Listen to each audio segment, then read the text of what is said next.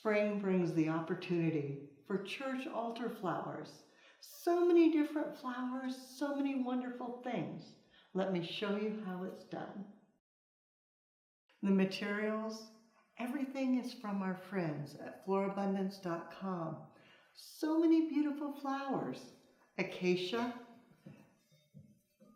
it's fragrant, it's fabulous, and it has that soft yellow color. Delphinium, look how great, that soft lavender. And then viburnum, bringing in the chartreuse green. Isn't it great to have seasonal flowers available? Lisianthus, a little different. That single variety, so delicate, the buds giving draping movement. And then, beautiful garden rose. The name is Enid, which picks up that soft yellow, but it actually moves towards almost a chartreuse green at the tips as it opens. The container, an amazing urn, so it elevates to make it large, filled with floral netting to give us support, and then adding fresh water pre-mixed with flower food. As you begin, build a nest of foliage. That will give you a broad base to start with everything else.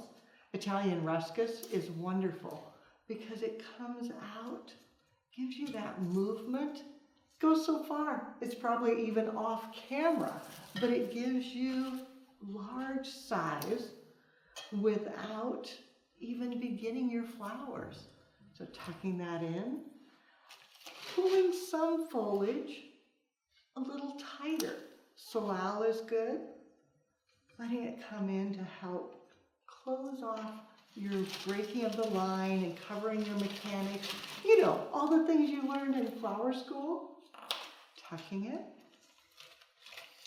And then come back with your third foliage. You know Leanne's rule. You want at least 3 different foliages to give you nice movement. So maybe a bit of palm. How perfect for Easter. Bringing that in. So you've got salal, palm, and Italian ruscus to fill in and create a nest. With the foliage nest established, it's time to add flowers. I'm going to lower it so you can see a little better. Just dropping it down. Then bringing in beautiful delphinium. Placing it in. Filling.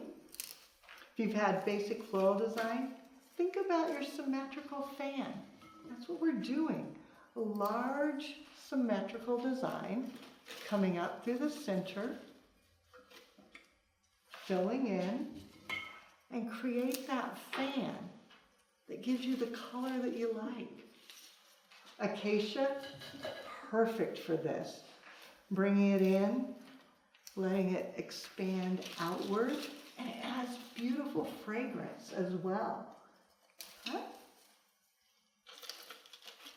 And that yellow and violet together, such a wonderful complementary harmony.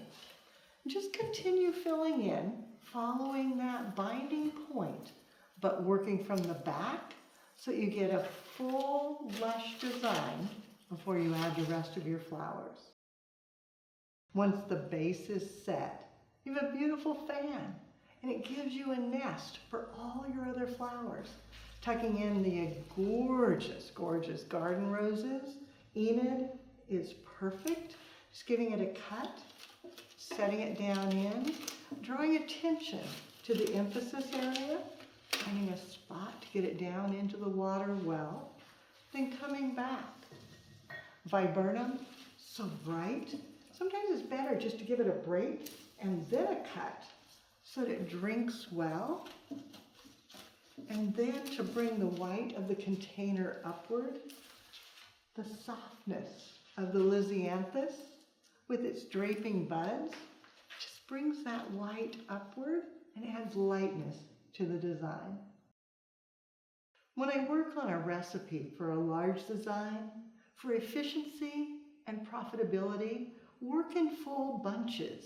So I have an entire bunch of delphinium, an entire bunch of viburnum, entire bunch of acacia, an entire bunch of lizanthus.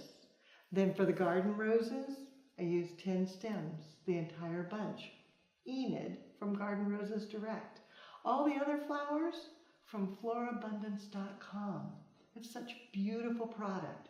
Foliages, I used a portion of a bunch, didn't do the whole. Some palm, some Italian ruscus, and salal.